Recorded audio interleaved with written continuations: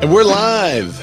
Hello, everybody, and welcome to another This Week in Real Estate show. I'm Ray. I'm your host, a bearded man of real estate. And I'm broadcasting live Wednesday, June 25th, 2025. Thanks, everybody, for joining us. Elizabeth Nightingale, she's already chiming in on YouTube. She says hello from a hot and humid Charleston, South Carolina. Yeah, yesterday was rough. Today is a little bit better, but summer is on. I have a new avatar for summer. I'm super excited. Well, that's what we used to call profile pics back in the day, kids. There used to be avatars. So be on the lookout for it. Comment when you see it. And also, we're broadcasting on YouTube, Instagram. Wait, I have to hit the go live button on Instagram. All right, now it's live on Instagram. We're live on LinkedIn. Thumbs up. We're live on Facebook. If you're on any of those, you could comment and I could display your comment, except for Instagram. I'll just give you a shout out. So if you're watching on Instagram, I'll give you a shout out. And I'll say your username. But another place you can always go is Clubhouse. Now, if you've had Clubhouse on your calendar or a link somewhere that you've always been accessing, that link has changed. And I know a lot of people aren't getting the notifications anymore. I actually saw some people that were listening to the replay that was like, oh, what's happened? I don't hear the Clubhouse. If you want to add your voice to the show and you want to comment on the show, Clubhouse is the best way to do it. So I'm going to drop the Clubhouse link in the comments for everybody. So feel free to check that out. And if you comment on the show, I can display your comment just like we did with Elizabeth. So I'd love to have you guys join us there. Apparently some of these, maybe the link was too long. Oh well, just find it on Clubhouse. Go to the real estate networking group. What's up, Scap? Scap's joining us over on there too. All right, but if you want to join the show over on Clubhouse, you're welcome to. Just raise your hand and the moderators will check to make sure that you have an actual bio and that you're a real human. And if you are, they'll add you to the show. We have a ton of news today, and I have a hard out right at about 1. Well, maybe a little after 1. So the Arden Jones says, I am here for the tea. We have some industry tea today. So let's wait. I got to get my sounder because I'm going to use this a couple of times today. It's been kind of free from the tea for the last couple of weeks, I feel, but today it's definitely back on. Compass is suing Zillow. What? Now, when I first read this, I was like, oh, we've already talked about this. It's over the private listing ban. Didn't we have a whole news show on this where I went into details about it? And we talked about clear cooperation and I had the background guy give us the background of this whole situation. And then I remembered they weren't suing Zillow. They were suing the MLS. I think it was the Northwest MLS or something like that for doing the same exact thing that Zillow is doing. So Zillow has said, to bring some of you up to speed, Zillow has said that if you market a listing privately in a different way than what their business model likes, to be honest, if you market a listing privately or exclusively before you put it online, before you put it on Zillow, and Zillow finds out about it, they will ban the listing for the life of the listing from Zillow. So you can't get any kind of public exposure. So Compass has said, well, you can't do that. If they're not doing anything illegal, you can't be prejudiced against them. And I honestly don't know where I stand on this. If it was the MLS, I could understand. Well, that's an MLS. You're a paying member. You have people on the NAR in your company. But Zillow, they're their own company. Shouldn't they be able to operate like they want? Now, here's, I think, what the rub is, and where Zillow probably regrets the decision to become a brokerage. Because Zillow is also a brokerage, they're very limited in how they can react towards another broker in the market because they're a competing broker. And you all know brokers, we all have to play nice together. So let's take a look at the Inman report and the complaint. Compass, US-backed brokerage that has become the champion for private listings, has sued the real estate portal Zillow over the new rules that ban privately marketed listings from the platform. It's an antitrust lawsuit. It was filed in the U.S. District Court in the Southern District of New York on Monday and alleges that Zillow has employed anti-competitive tactics to protect its monopoly and revenues in violation of the antitrust laws. I mean, why is Zillow so concerned about this? Because if everybody starts selling their house on a different network or on a different website, then Zillow loses money. Zillow is not a consumer platform. Zillow is a platform for real estate agents, and real estate agents pay Zillow good money to send them leads. So if consumers are no longer on that platform primarily, then why would a consumer or why would a real estate agent pay for those leads? That's one of the issues that we're seeing here locally in my market. The Zillow leads aren't very good at all. So you have a lot of agents that are backing off of the Zillow leads, and I'm constantly getting called from the Zillow rep saying, "Hey, we have an opening. We have an opening. We have an opening." I'm like, I bet you do. So let's see, the lawsuit was the latest escalation between the two powerhouses of the industry. Zillow is the largest real estate portal and brokerage, with 2.4 billion visits during the first 3 months of the year alone.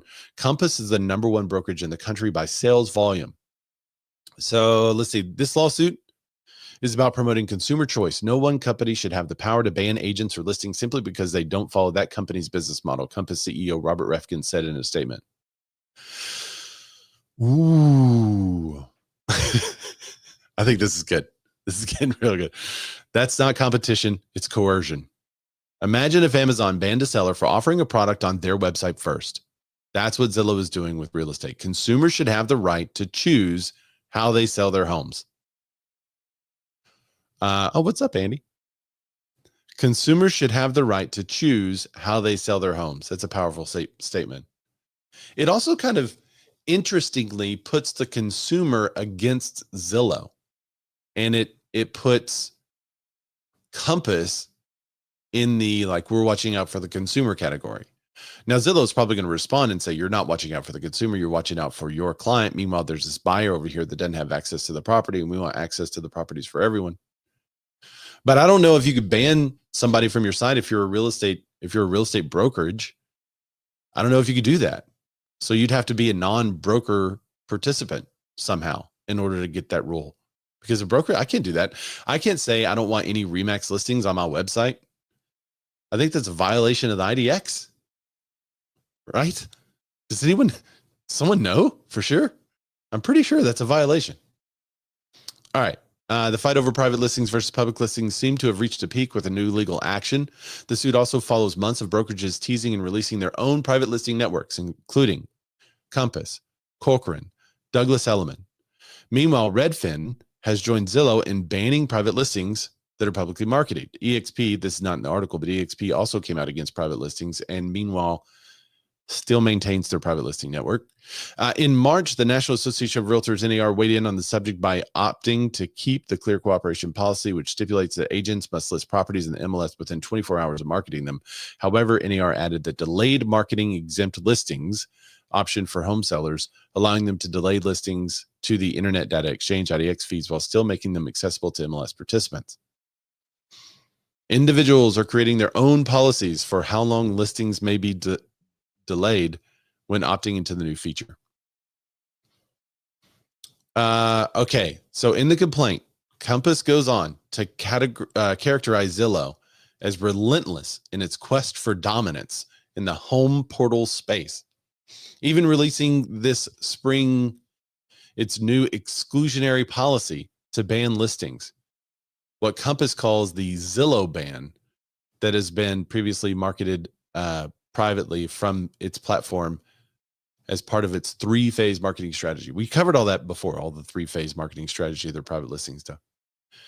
Thousands of listings appear first on Compass's internal platform where they can be viewed by Compass agents and their clients.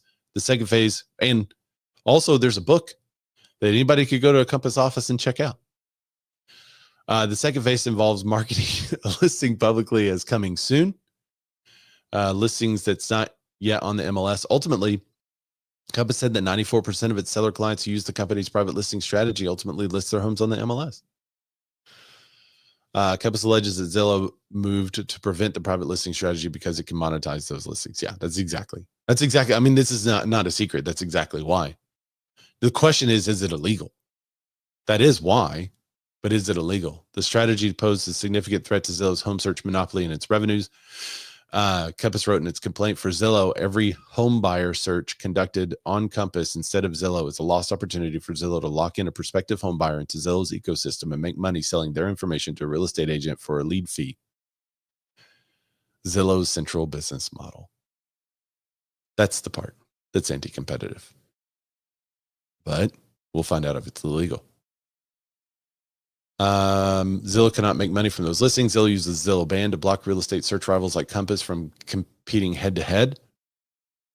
EXP, the nation's largest real estate brokerage by transactions, announced on April 10th that it would support Zillow's policy, even though they have an internal. I don't understand all that. Elizabeth Nightingale said, "I need vodka for my tea." Hillary Kerchief, what's up? She says, "Ha ha ha," with you, Elizabeth. Do you like how I read the ha ha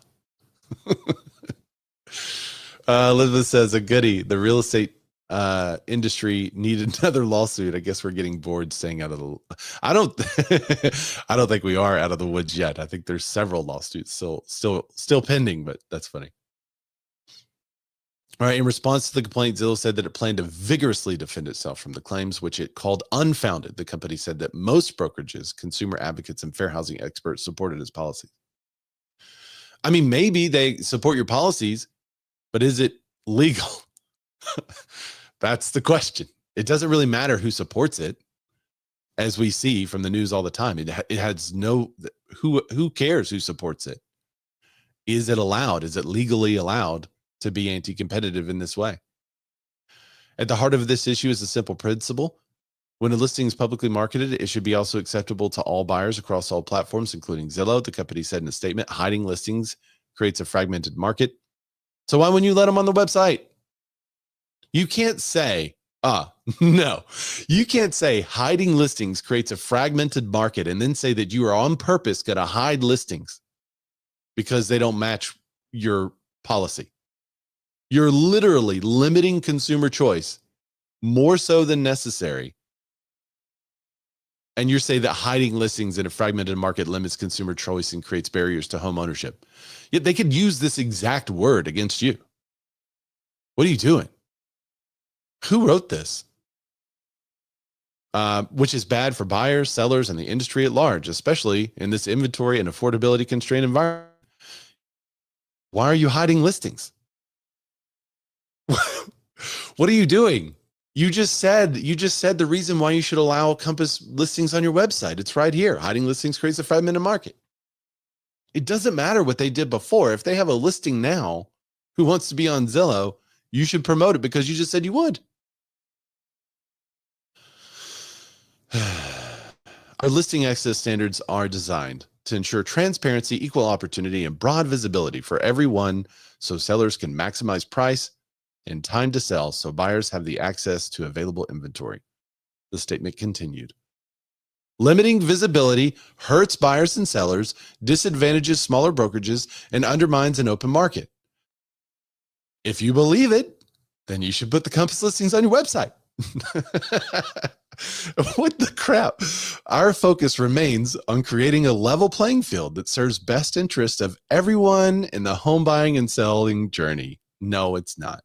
Your interest is in making sure all the listings hit your website so consumers will use it and inquire so you can sell the information to the real estate agent. That's exactly, I mean, let's just be honest.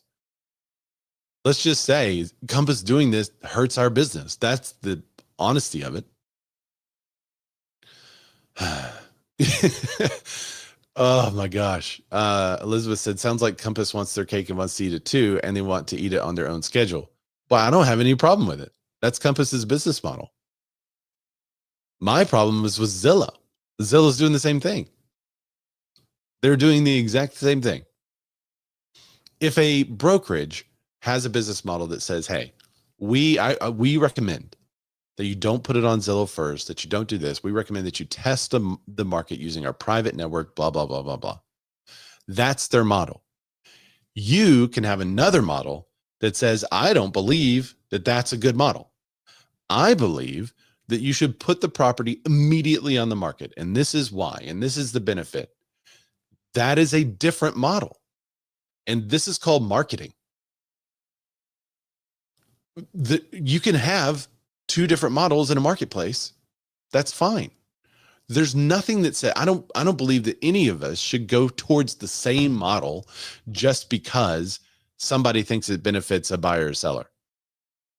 Are we going to make all the buyers and sellers list in March? We should list everyone in March because that's going to be the best for you. Studies show that you should list in March. So from now on, guys, no more selling all year round. We're just going to do everything in March because that is when you could sell and make the most money. That would be ludicrous, right? Okay. It's the same thing. Am I wrong? Drop in the comments if I'm wrong. The comments were getting a little bit crazy there for a little. The last couple of weeks they've chilled out, but the comments can be a wild place. So Ray. Yeah. Hey. What's up, Andy? Hey. The crazy thing, what the seller is the one who's made that decision, and technically it should be the seller who makes that decision that they want theirs privately listed and marketed, and not be on the MLS. So Zillow is punishing the seller that has decided to market their property this way. Yeah. It's not necessarily the brokerage, even though the brokerage allows it, but the seller has that option too, and they're punishing the seller. Yeah, that's exactly they're punishing the consumer. Yeah. Even though they probably already have the consumer's data, Zillow does. But why are they punishing the seller, the consumer? It's ultimately their decision. 100%. Yeah, I don't think it makes any sense at all. They're saying because the seller chose this marketing strategy in this company, Zillow is now going to come in and punish the seller. Because in Zillow's own words, it's not punishment to the company, it's punishment to the sellers and buyers. Why would Zillow punish their own clients?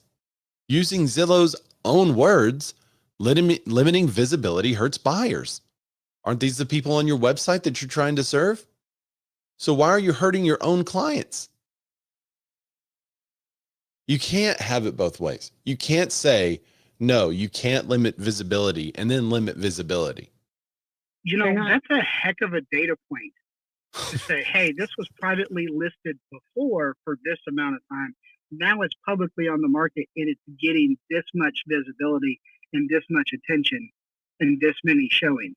To see that, that's a massive data point. Why would Zillow not want that? Exactly. Well, because Zillow doesn't know that they're right. If Zillow knew that they were right, they would say, yeah, go ahead. Once you guys put it on Zillow, man, we'll show you how fast it sells. We'll show you how much more exposure it gets. And yeah, I would also think the Compass would see the data point. If they were so sure of their own business model and it working so well to the benefit of sellers, then Compass would see that data point. And it would be hard pressed for Compass to ever privately list anything because they would see the data. But I think we all know that that's not why Zillow is wanting to do this. Zillow's wanting to do this to cover their own asset. Elizabeth says more vodka, please. Main house values. What's up, man? He says, can both sides lose a lawsuit? Yes, actually, that just happened with Justin Baldoni and what's her face? Blake Lively. I think they both had everybody had to drop charges because the judge was like, nah. I don't see Compass losing this. I don't see Compass losing the one against the MLS that's doing the same thing against them as well. I think they're going to win. And I think they have a great case. I think this was the worst possible interview for Zillow to use because the Compass attorneys can use their exact words against them and say, do you really believe that hiding listings creates a fragmented market, limits consumer choices and barriers to home ownership? And they say, yes, we do. Then why would you continue to hide Compass's listings from your website? Done. I mean, so fast. Broke Agent Media also has a take. It's the Monopoly man on the thing. I thought that was cute. Let me see. I think there was another. Compass claims in its filing to protect its market dominance, Zillow has retaliated against competitive threats by enacting an exclusionary policy. That was the main quote I wanted to bring up, but that was from the complaint. That was pretty good. The allegations and everything we already went through. They give a background. Let's see. Samuelson, I think he's the Zillow, Errol Samuelson, Zillow's chief industry development officer, told the New York Times earlier this year that private listings are inconsistent with the goal. The website was created to promote transparency in the industry, and private listings are at odds with that spirit. That's not why the website was created. Why do you tell shareholders the Zillow website was created? It's to make money, tons and tons of money. That's why the website was created. You're not a not-for-profit. So quit positioning yourself as such. So Ray, maybe the whole point of this entire thing is exactly what we're doing. We're talking about it and bringing more people's minds to Zillow. That is their branding right now. But this is not, I'm not of the opinion that all publicity is good publicity. I think this looks really bad for them. I think a lot of agents are going to look at this and say, if my seller tells me I need to keep this off of Zillow and then later changes their mind and wants to put it on Zillow, I should have the right to do that. Now I think where both of them actually have a case and are at odds is that both Compass and Zillow are brokerages. And there are rules regarding how brokerages interact with each other. So I think more on the NAR ethic standard side, if both of them are members of NAR and Compass, I think Zillow would have to list those properties on their website. I don't see how you can not do that. I also see that I think how Compass treats Zillow has to be a little more kid gloved because of how they're talking about the business model and plan. So I don't know. We'll see where this kind of ends up. But in my opinion, early notes on the complaint are that I think Compass has the upper hand here, and I think they also have the upper hand on the complaint with the MLS that's doing the same thing. All right. Any other thoughts on Clubhouse before we go to the next story? What's up, Mike?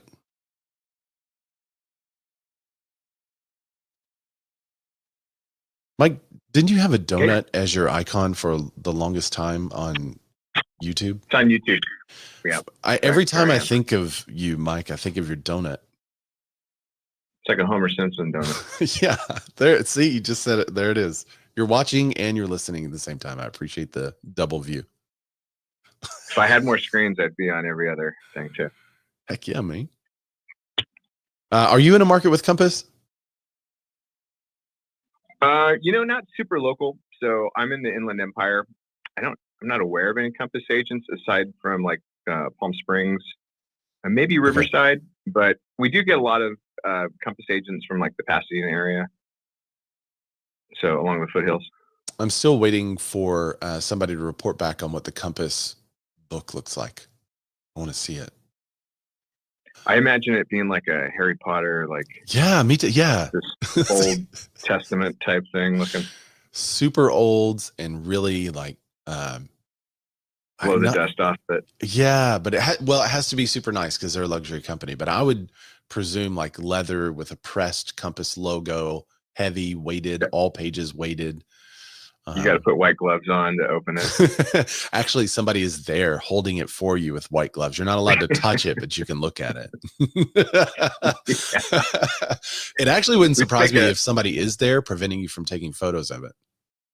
This sounds like a pretty good idea for like an AI, like have these two gorillas or, Sasquatch, and they're looking at private listings. Yes. Let's do it. That would be a really good, that would be a great spoof. Yeah, we got to figure this out. Okay, we have another big company that caused a ruckus. I mean, it was a ruckus back in the day, and they have since been pretty tame. Opendoor. They're flipping the script by sending seller leads to agents. What? So they're getting in the lead generation business as if they weren't already in that business previously. But now it looks like they're not really wanting to do the whole iBuyer thing. So no more iBuyering, as Dan used to say. Opendoor is hoping to reach more sellers by flipping the script and giving them the option of listing their home with an Opendoor preferred agent with an all-cash backup plan. So they're just coming out and saying it now. Like, hey, yeah, you may not want to take our cash offer. Here's an agent that we're going to make a referral from. After a pilot test of key connections in 11 markets, Opendoor announced Tuesday that it's expanding the program and will invite more vetted agents to reach sellers in additional markets. They're not in our market, so there's no way they would ever reach out to me to do this. I would be curious to do it. I wouldn't say no if they gave me, a good rate on the referral, but something tells me that they're going to be like a 40 to 45% referral if I had to guess.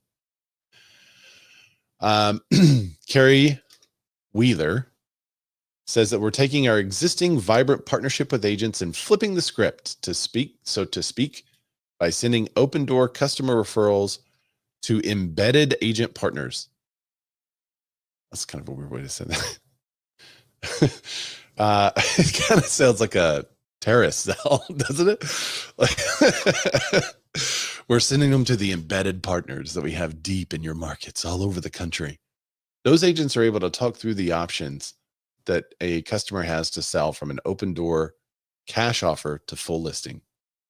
In pilot test of Key Connections is what they're calling it, KEY Connections. That's a cute name.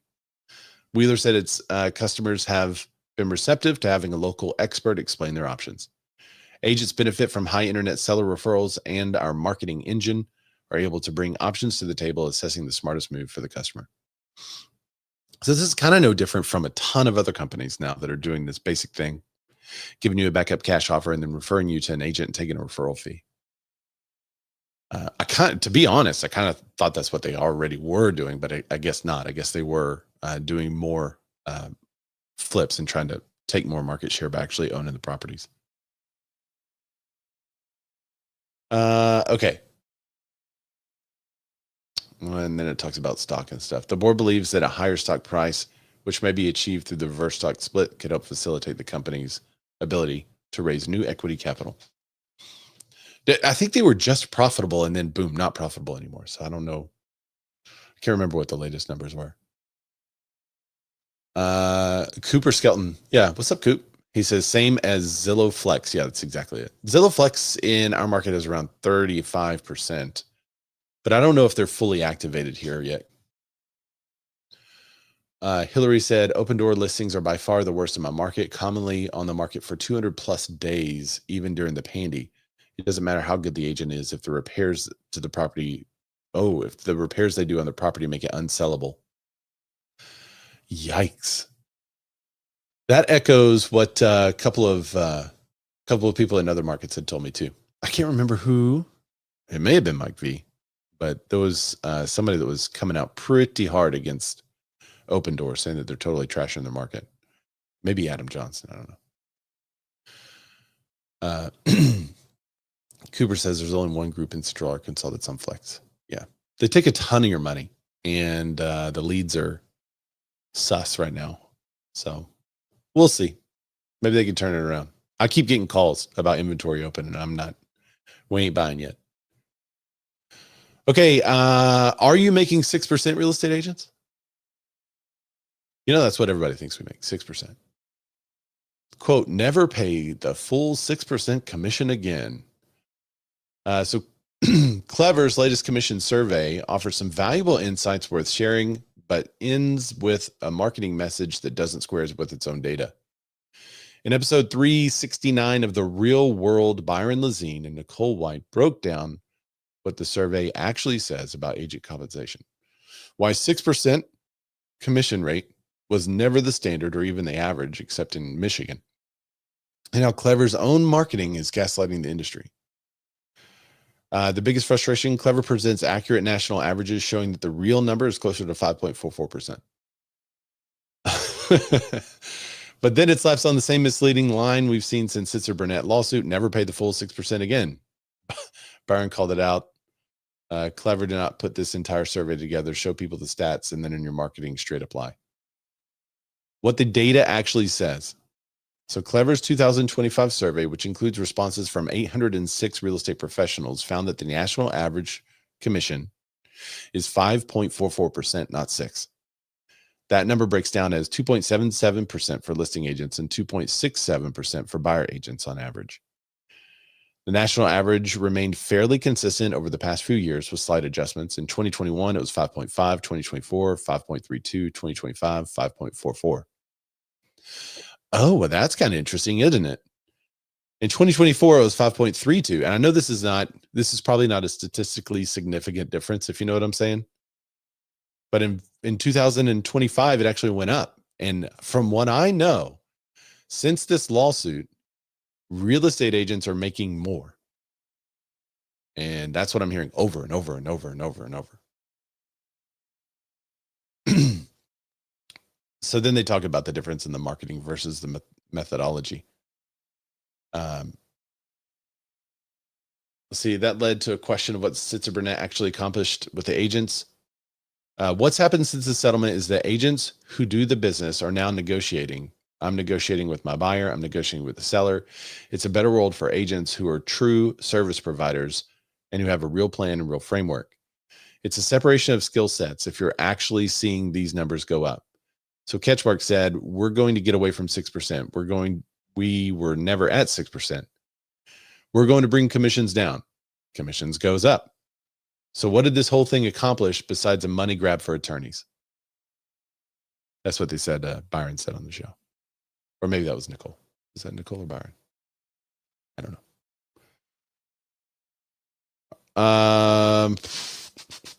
There's a big difference between average and standard. That's what we're talking about here, guys. Averages. Don't sue me. You can't say standard. Say average. Oh, man. There's no such thing as a standard rate. See, that's what I just said. Your value determines your rate. Data supports the transparency. All right, so interesting. I want to know, since August 17th, 2024, have your commissions on average gone up or down? Our commissions have gone up a little bit. The problem, clients have gone down because we've just chosen not to work with more people. That's where we're sitting currently. So we actually may have a couple fewer deals, but a better life. I ain't bad. All right, we have some good news for investors. And again, we're going back to the courts on this. Court, this is from Realtor magazine. You pay for this if you're a member, so you guys should go check it out. It's at nar.realtor/magazine. And because it's not printed on paper anymore, you can't get the paper version. There's no such thing. All right, so court, landlords have a constitutional right to repayment.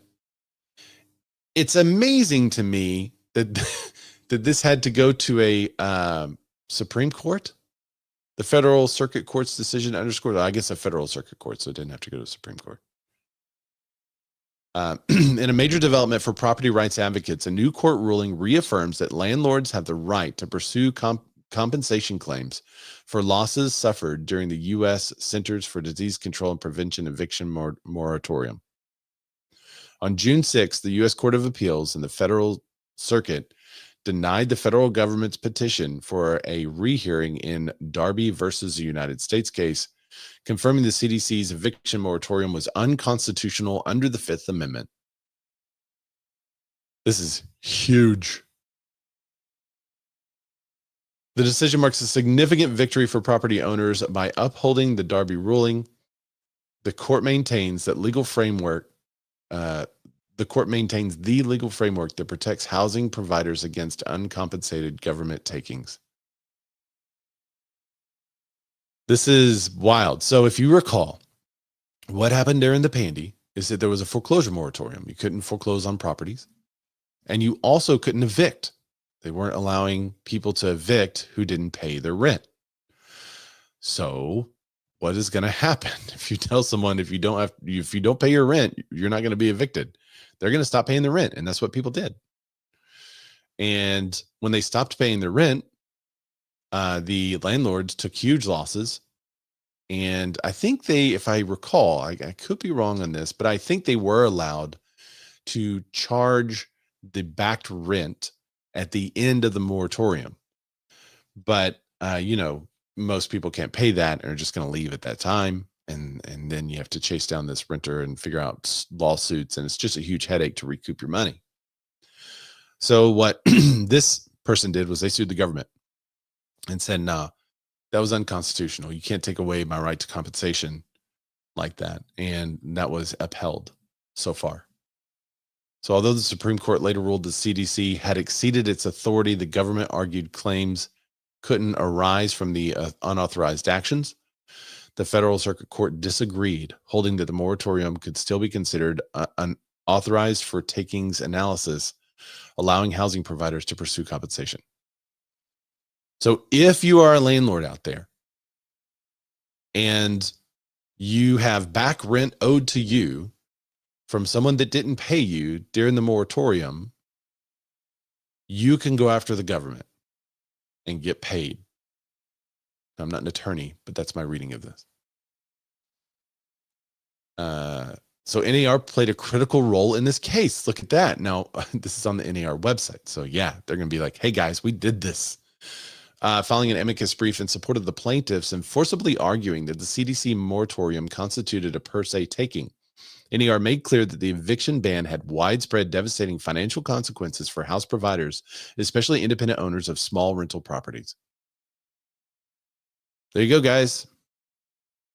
You get paid. All right.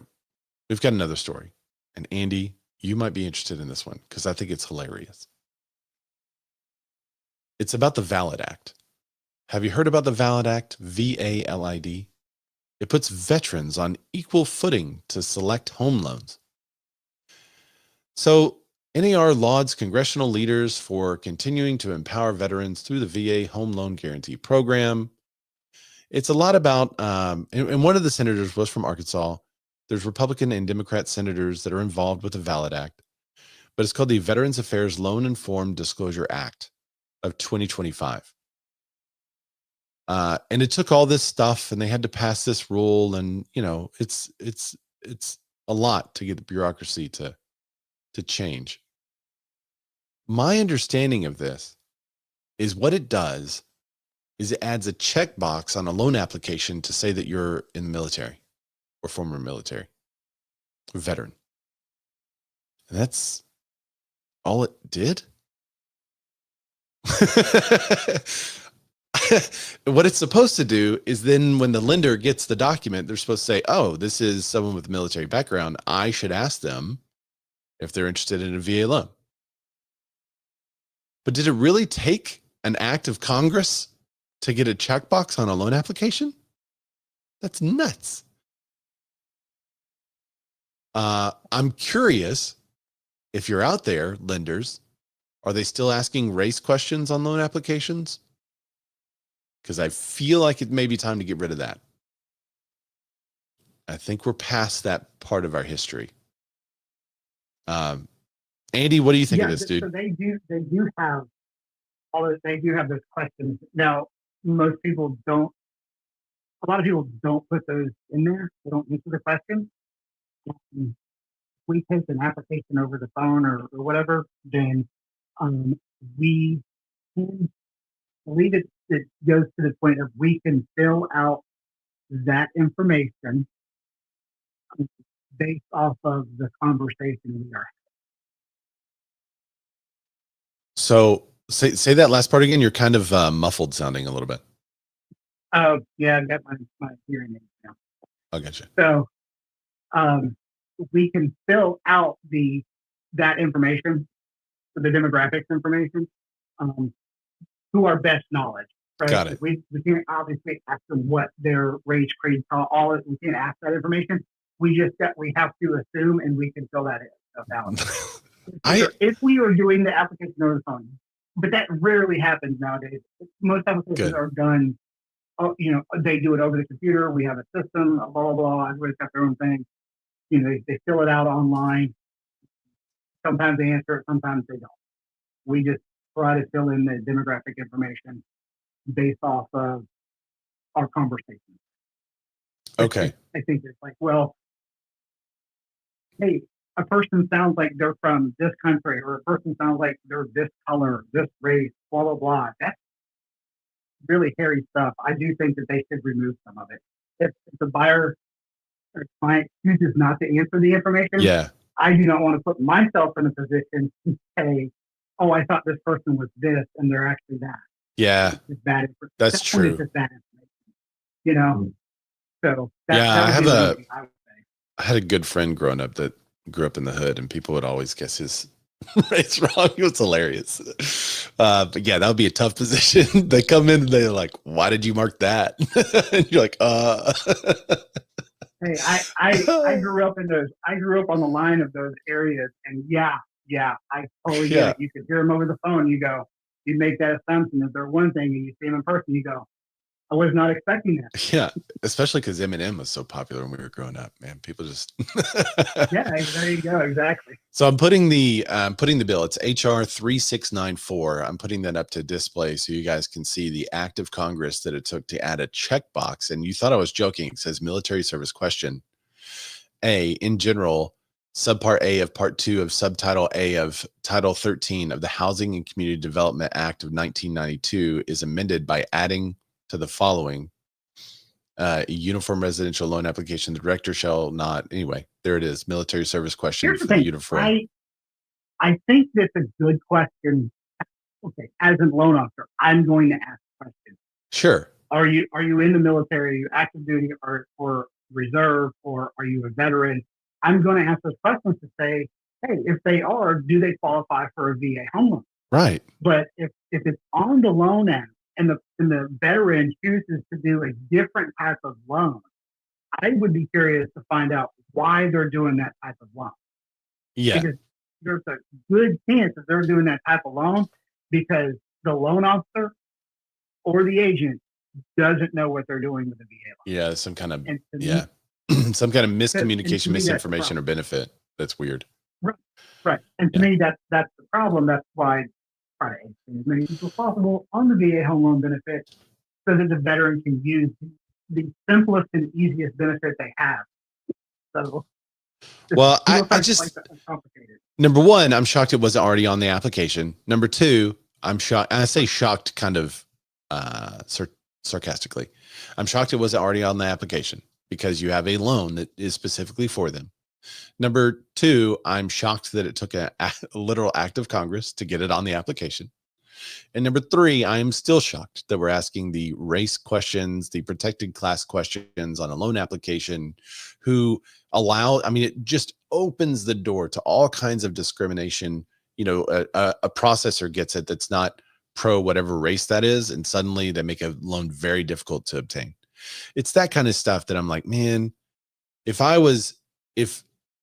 don't like giving my race on anything because I don't know what the other person on the other side, I don't know who's going to see it. I don't know if they like my race or don't like my race. So why should I include my race on anything? I just don't want to do it. So I always thought that was weird that they asked. And I know why they asked, because they're trying to run the data to say this many home buyers were African-American, this many home buyers were Native American, this many home buyers were white. But why? You don't need that data. Discrimination still happens in various ways. It doesn't always. It doesn't follow the usual demographic Correct that we talk about. Some of it still does, but now you get into people who disagree politically, and it could be over one thing, right? And then now you've got, hey, you're discriminating against veterans because you think that the VA home loan has all these extra hoops you got to jump through, and they're the hardest thing in the world, and they're actually not. Yeah, you know. And that way you're discriminating. And like listing agents, it baffles me that you wouldn't want to have that segment of the market be able to purchase the property and you push those people away, or you tell them they can't use their best benefit. That saves money for them and all that stuff. And you want to put them in another product that takes money out of their pocket and doesn't give them the best deal. I think one of the best things the government could do if they truly wanted to open up more housing for veterans is, instead of requiring certain repairs on the when the appraiser comes back and says, well, for a VA I got to do this, but for a conventional loan I wouldn't have to ask for this handrail or chip paint. If they could change those standards and say, for a VA loan we'll do that, you just have to give a disclosure that says, hey, you're buying a home without a handrail, right? You know you're getting a home with some chipped paint, right? You know there's no paint on the outbuilding and it's just OSB board, right? Whatever the appraiser finds that goes against those current guidelines, if it's just disclosed and the guy's like, yeah, that's why I want to buy the house, I want to fix it up, I think it would open up so many more options for veterans and veterans that want to invest, live in a place for a couple of years and then turn it into an investment. But I think that's what the government has to do to truly get the veteran loans on equal footing with other loans. And until they do that, there's always going to be agents in the market that discriminate against it. There's going to be sellers in the market that discriminate against it because there's just different guidelines. There's a lot of things, the NPR Chapter 12 and the VA Lender's Handbook, right? Anybody can go and Google it, look on the website to find it. But Chapter 12 is the minimum property requirements. A lot of that stuff is waivable. A lot of that stuff is not fully required. It can be certified post-close, so the buyer can take care of it. The veteran can take care of it after they purchase the property. Yep. I'm dealing with that right now with painting. They had a section of the deck that the boards were rotted and they needed to be replaced, so they replaced them. And the appraiser was coming back saying, no, I wanted the whole deck painted. The whole deck doesn't need it. Yeah. And the buyer is going to do something with the deck after they purchase. And now I've got to get my underwriter to talk to the appraiser to say, hey, clear this thing because it's not a big deal and we're willing to move forward. Ultimately, a lot of times it's up to the lender and the underwriter in the STAR to take care of that stuff. But to be honest with you, when it comes to stuff like handrails, that's a code violation. And that's going to pop up on an FHA and it doesn't, man. pop up on a conventional. I'm telling you, I've never seen it pop up on the conventional stuff in our areas. It just doesn't. It doesn't show up. But and I don't know if that's because the banks in my market are more lax, but we've literally changed loans before because the loan type that they were getting was a VA and it had all these requirements, and the lender was like, I can't get around it. You want to go conventional? And the guy was like, yeah, I'm going to tear that stuff down anyway. Like I don't want the seller to do that stuff. If it's going to be torn down, then it can be waived. That's the problem with some of the lenders. They don't know, or they have too strict of guidelines, and that's why we work directly with our underwriters and say, hey, let's look at the handbook. Let's look to see what's in the best interest of the veteran. Is this a big deal? Generally, it's not, and the veteran's going to take care of it. I'm going to text you a couple of big box shops that I always have problems with because they have military words in the name of the company. And that one's to avoid. Yeah, I think it's wrong what they're doing anyway, because people are like, oh, they have a military word in their title, so obviously it's a government backed thing for veterans. I'm like, no, it's just a big box and they have no idea what they're doing. But yeah, I bet you can guess who it is, but I'll text it to you.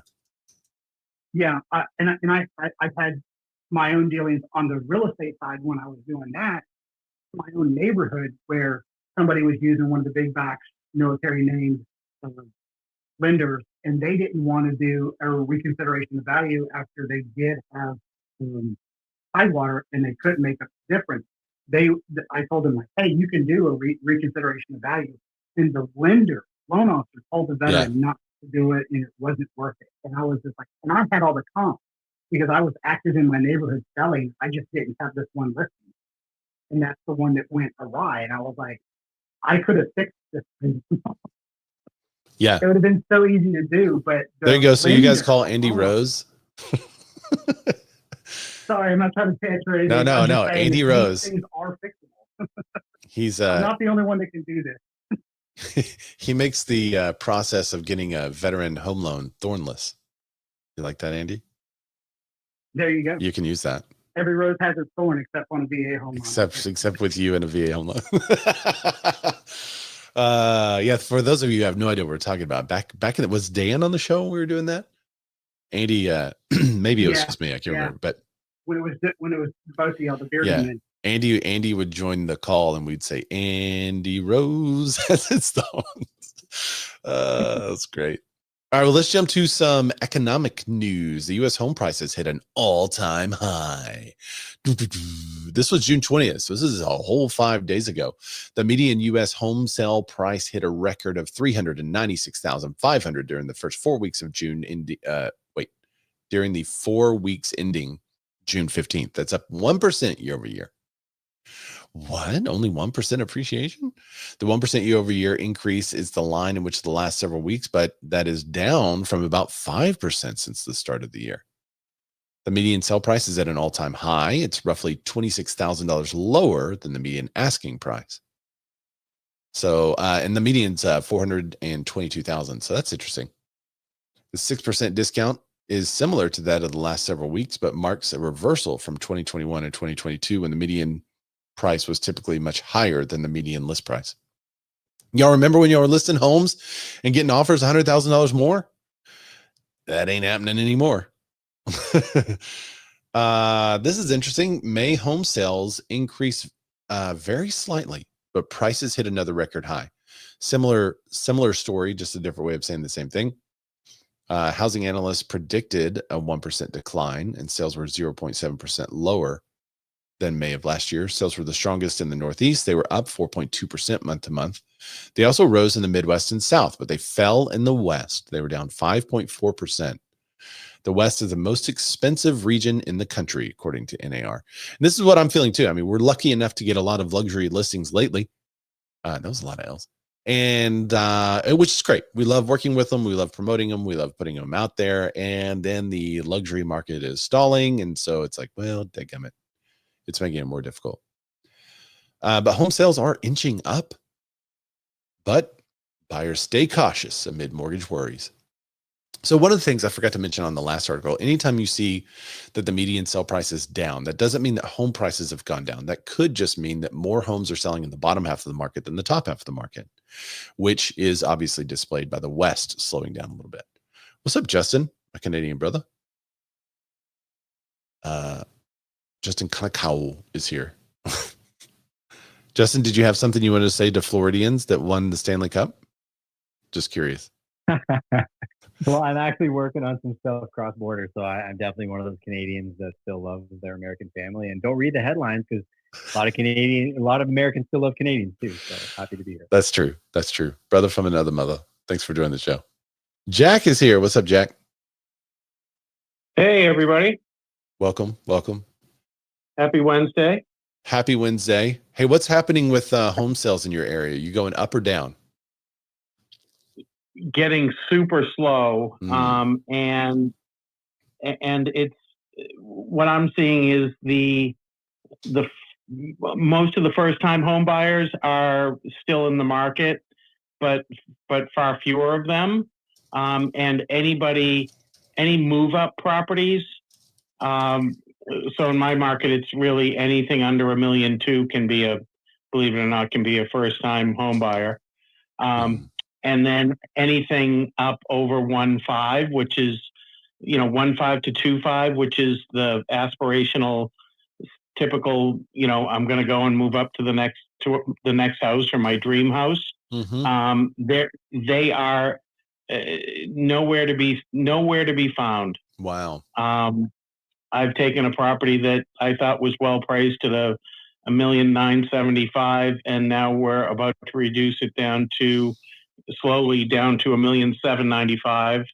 $1.8 million property is now down to $1.6 million, and they're getting zero activity. Yeah, so it's tough. So it's just the confidence that people had over the past few years isn't there. The rates are keeping people down. I think that's the biggest thing. I think it's a rate issue more than I think the majority of people are actually pretty confident in the economy. I think they're unsure of, do I want to pay this much for a house? Like the affordability is the situation. And when you're looking at people that are moving up and they're sitting with a loan that's 2.5%, that's hard to swallow. To move up and pay $400,000 more for your next home because it's a beautiful home, it's really what you want, it fits the family, but now you have to pay 6.5% instead of your current 2.5%. That's tough, man. Oh yeah, double it, double your mortgage payment. Well, it'd be almost quadrupled because you're almost doubling the house and then you're doubling or tripling your rate. I mean, it's nuts. Yeah. I do think that that confidence has a lot to do with it. I mean, we've been.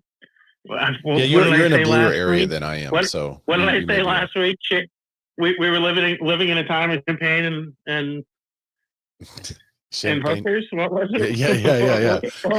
That's it. You're there. Second week in a row. but those times feel over. And again, I've said it a million times before. We had a 10-year run before the pandy, and we need to take a breath. We need to step back and take a breather. So, yeah, that's what I'm seeing. Well, speaking of inches, home sales inch up. Buyers stay cautious. This has existing home sales, completed transactions for single-family homes, townhomes, condos, and co-ops eked out a slight increase in May compared to April. They were up 0.8%, but they remained down 0.7% compared to a year ago. Relatively subdued sales are largely due to persistent high mortgage rates, said Lawrence Yoon, NAR's chief economist. Lower interest rates will attract more buyers and sellers to the housing market. 30-year fixed rate mortgage averaged 6.81% last week, according to Freddie Mac, and rates have hovered in the mid to high 6% range for several weeks, straining some buyers' budgets. Yeah. That was a prolific statement from Yoon, by the way. I sort of laughed at that when I saw it yesterday. Which one? The lower rates will spur activity. Really? There used to be a source we would use from time to time. I want to say it was like Mortgage News Daily, and I had to stop using them because they would never take a position, and that's what this reminds me of. It's like rates. If rates continue to increase, the number of buyers interested in buying a home will go down. However, if rates decrease, we should see an uptick in the potential buyers. It's like, really? Is that what's going to happen? And again, let's not lose sight of history, folks. 9% used to be low. Our first house was 12.5% 30 years ago. And we're still in good territory. Yeah. Here's the only difference. And this is what the TikTokers are going to tell you because they're going to say, okay, boomer, well, at the time it didn't take, 75% of your income. Yeah. There is a difference in income. Yep. However, that is starting to change a little bit. Incomes are up. There's more people employed. So we'll see what happens. Trade deficit's been cut in half. We could go the other direction. Now, last week, if you recall, I went through several articles, maybe it was 2 weeks ago, and I said, the next headlines you'll see, because this is the pattern, home price gains slow. And I said, watch out for that headline. That's the headline that you're going to see next. They're still growing, but they're going to be slower. And so that's the headline to get you to worry. And look, lo and behold, home price grow at slowest pace in nearly 2 years. I almost nailed it. Home prices grow at slowest pace in nearly 2 years. Slowest pace, man. Home prices, while at record highs for this time of year, are growing at the slowest clip since 2023. Because sellers outnumber buyers, active listings hit a 5-year high in May, while existing home sales hit a 7-month low. It took 38 days for the typical home to go under contract, the slowest May pace since 2020. 38 days. I mean, guys, I can remember a day when it was like 90 days. It took 90 days, 120 days, 60 days was considered pretty good. And now it's like 38 days for a typical home to go under contract. We're crashing. Nah, man. Home price growth slows, but prices still at record level for May. So there you go. Year-over-year change in the median home sales price. And the median U.S. home sales price, you can see ebbs and flows and goes up and down according to what people are buying. Real estate's going to go up. It went up all the time, except for one time.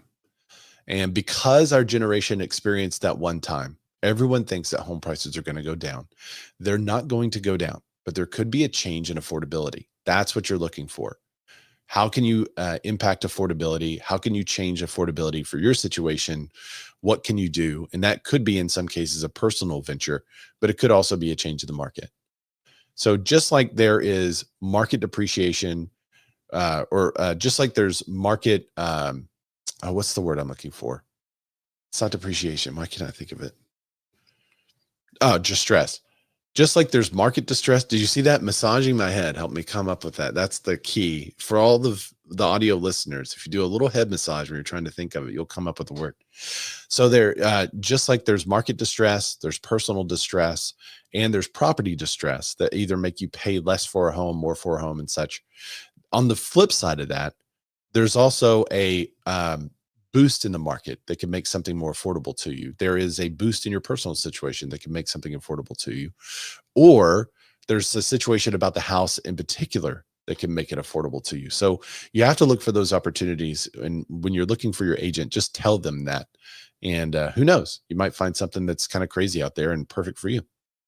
All right, let's keep going. And remember that dip was about 15 years ago. And I've got to guess that probably, yeah, right? 2010. Oh my gosh.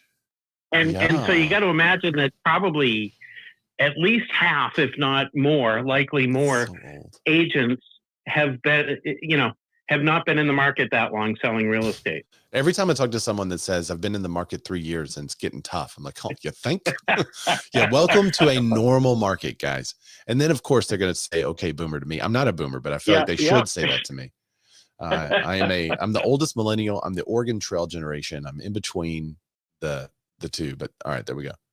All right, let's go to home prices again. Home price hikes are slowing more than expected. Just another headline to illustrate how accurate I was. That's the only reason I wanted to share this. It's basically the same article that we just talked about. The Redfin has this report: U.S. home prices edged down 0.1% in May. That's the fourth monthly drop in the past decade. I mean, they're all kind of making you worry, but it's not, home prices are not going down. Look at that, 0.1%. And it's really hard to afford a home. And the home prices only went down 0.1%. That's wild, guys. Now you are going to see some decreases in list prices, but those homes are going to retain the gains that they earned through the pandemic for the most part. So it's not going to dip below pandy levels for sure. Okay. Sales of new homes, those tanked. So check on your favorite builder. Pushing supply up to a 3-year high. Why is supply at a 3-year high? Well, because there's no rush to the market because rates are high. The sales total was 6.3% lower than May of 2024, as well, well below both the 6-month average of 671,000 units and the 1-year average of 676,000. It also lags behind the pre-pandy average of 2019 of 685,000.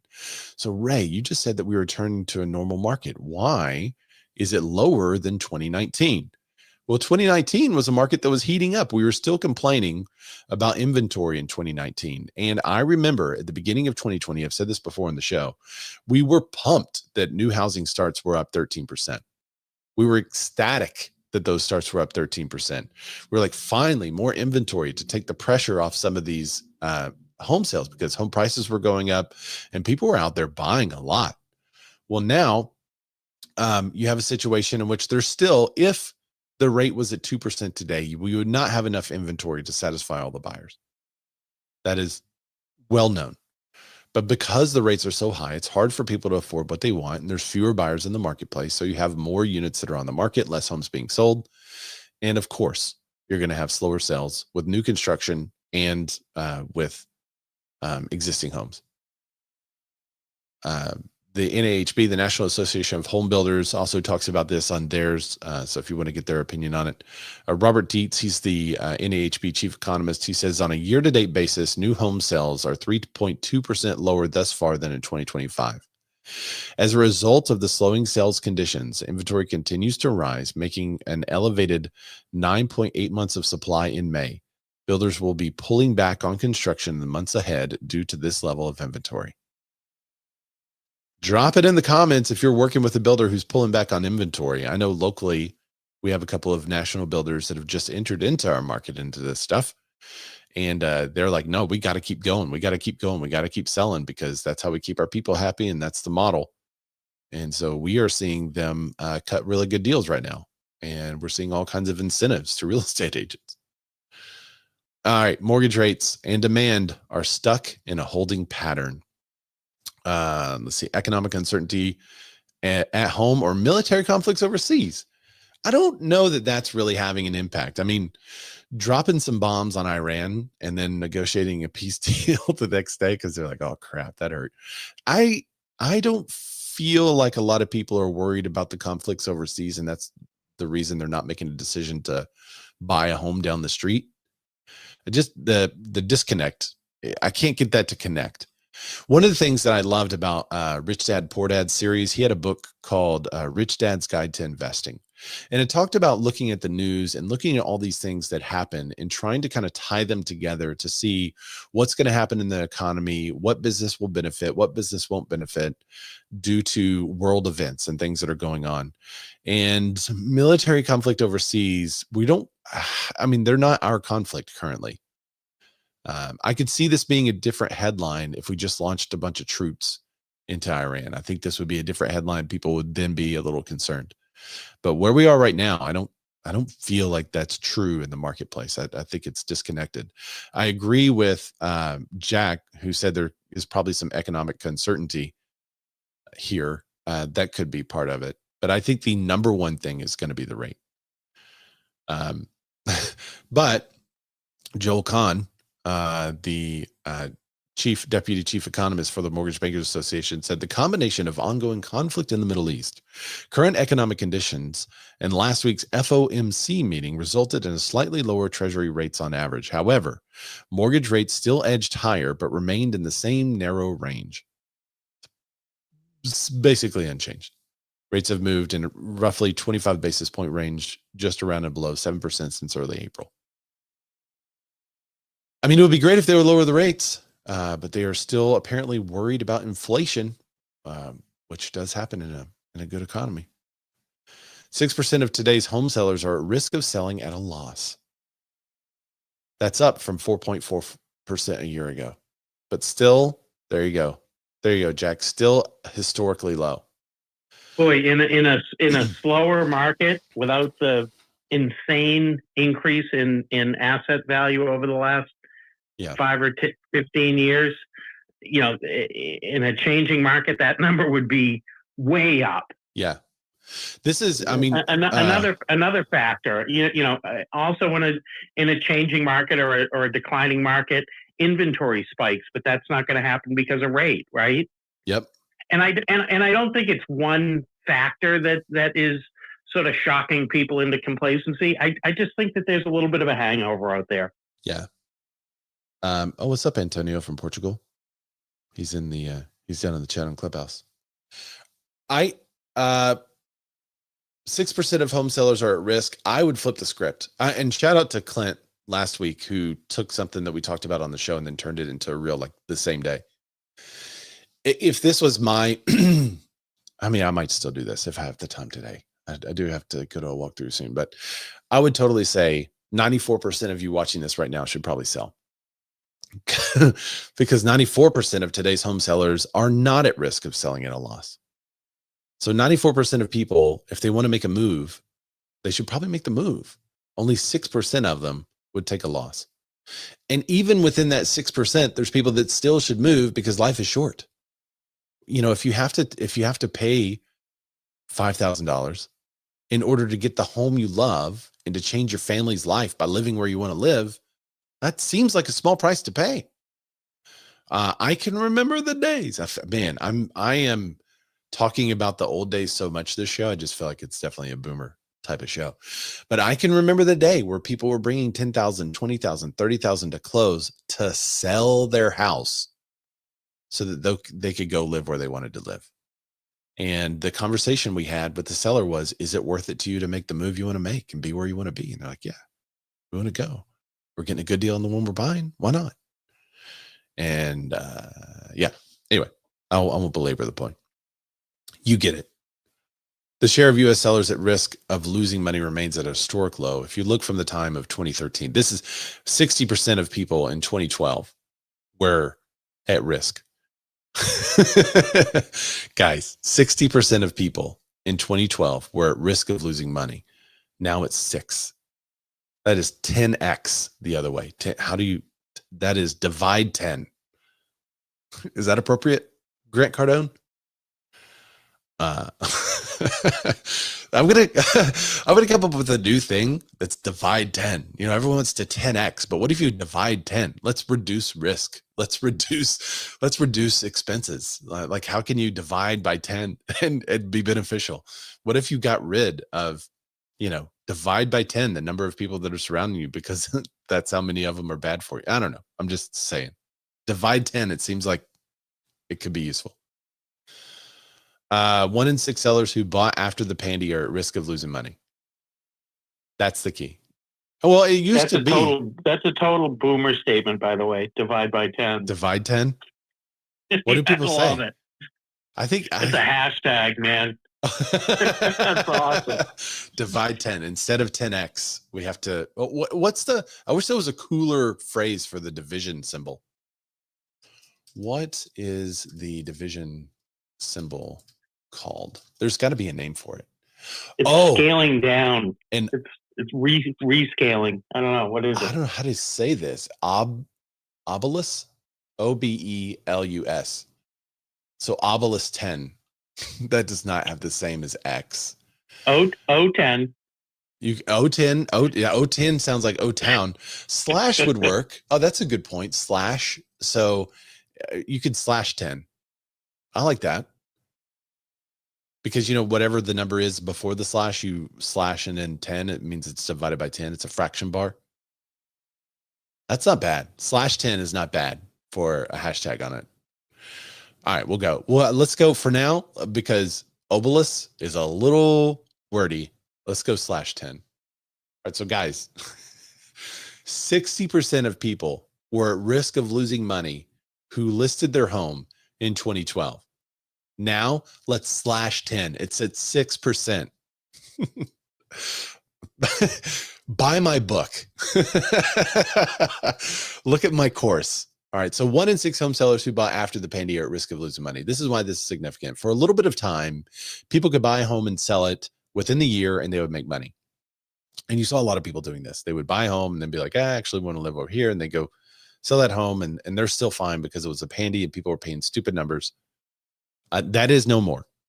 Now that was very rare. I think the last time I remember that happening was 2006 and 7. People could buy a home and 2 years later turn around and sell it and be fine, make a profit. Rarely in the history of the US have we been in those situations. Only a couple of spikes here and there. The pandy was one of those spikes. Now we're in a situation that is very much more normalized, where if you don't live in your house longer than 3 years, you will likely have to either bring money to close or you'll break even. And that is a normal market. I remember consulting with people and saying, do you plan on living in your home longer than 3 years? And if they said yes, I would say, okay, then you're probably okay to purchase a home. We do want to make sure that we're going to get a good deal on it, but you're probably okay to purchase a home and pay market price. And then in 3 years from now, be able to sell it, come out okay. You'll either break even or remove some of your equity and move it to another place, if the market just stays normal. Well, for a little while, they couldn't do that. They had to be in their home for 5 years, 7 years. I mean, they had to be in it a long time before they turned around and made money on it. And that was the inverse of the market that we were in the pandy.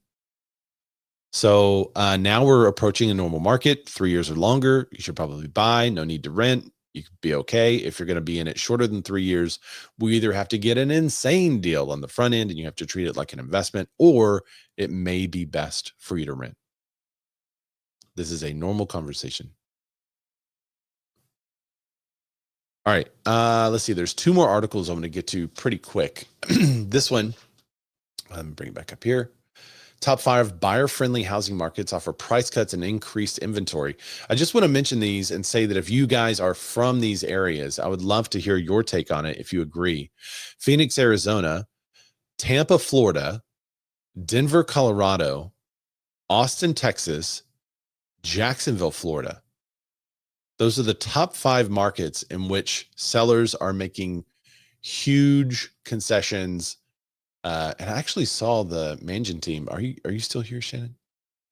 I saw her join over on Instagram. I don't know if she's still here, but she's in the Austin market and she could clue us in on the Austin stuff too. So Denver, Colorado, Tampa, Florida, Phoenix, Arizona, Austin, Texas, and Jacksonville, Florida.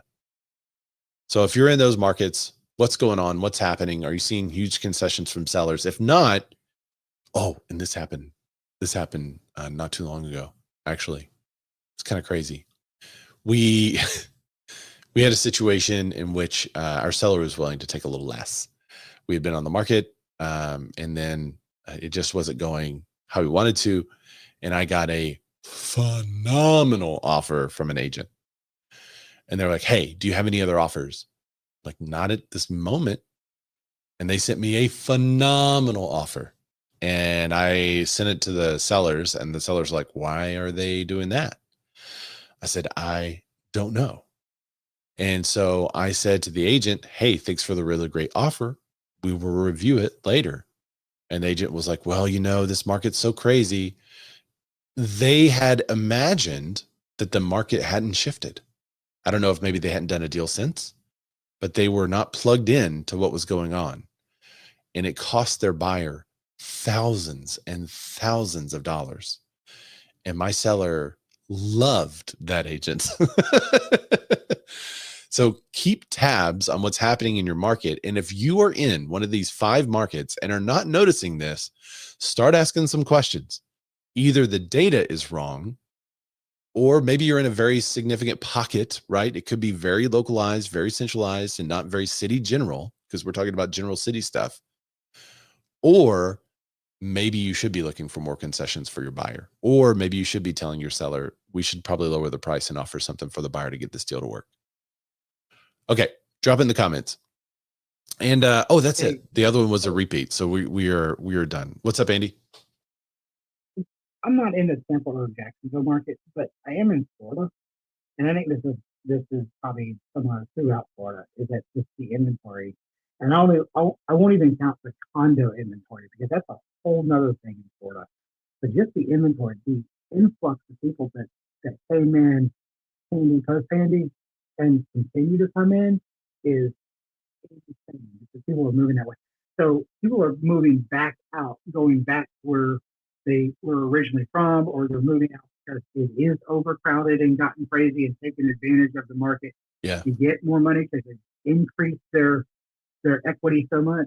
But I mean, I laugh and joke that Florida's full all the way up to like Ocala, and then throw in Jacksonville, and flat full of people. It's just so overcrowded there.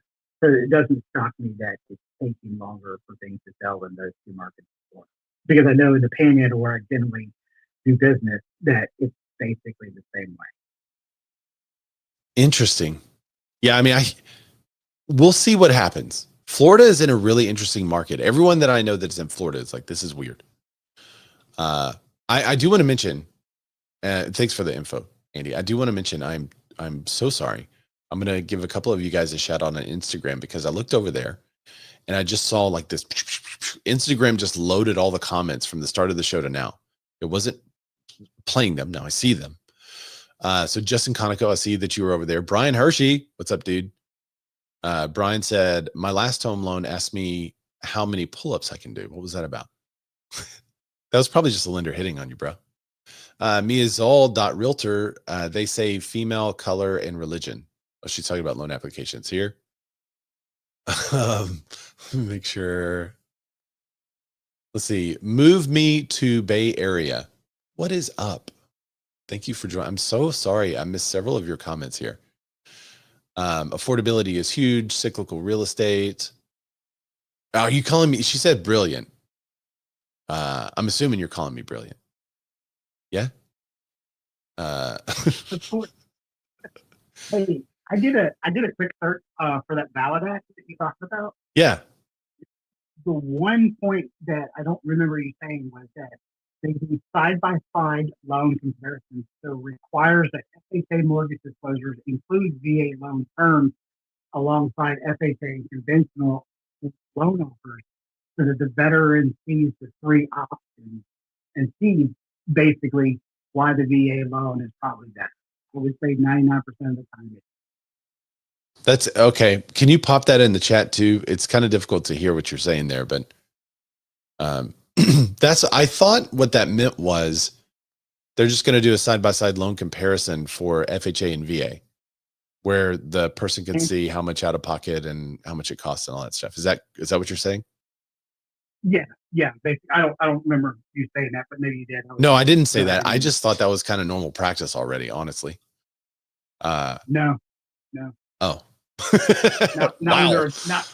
I mean, not when they're a veteran. I mean, honestly, not when they're a veteran. Okay. They usually don't go over it because they're usually taking the VA home loan. But Got there it. are times where they're pushed to other loan products because of ignorance. Honestly, essentially. Interesting. Kathy Gunderman says, "Oh my Lord, get off the boomers." And she said, Kathy said, "I'm a boomer. We bought our first home for $40 and sold a year and a half later for $60. Do you mean 40,000 and 60,000? Because that's funny. At a 30% interest rate. But it was only 1% of your income. On a handshake, right? It was on a handshake. It was 1% of your income, and you used a penny to go to the store or go to the restaurant and buy a full meal. I'm so sorry. I missed Move Me to Bay Area. I hope you're still here, because anybody that calls me brilliant, I don't want to shout you out twice. So thank you, Move Me to Bay Area. All right, guys. That's all I got for today's show. Thank you for the interaction. Thanks for hanging out. Drop in the comments about what's going on in your market, and also tell me what you think about this Compass Zillow lawsuit. Is it going to go through? Is Compass going to get paid? What's going to happen? And do you think that Zillow should be allowed to exclude Compass from their website? It's the Zillow's business, privately owned. Why can't they do what they want to? It's kind of like that Rex also. You remember we talked about Rex building their whole company on somebody else's business model? Doesn't work.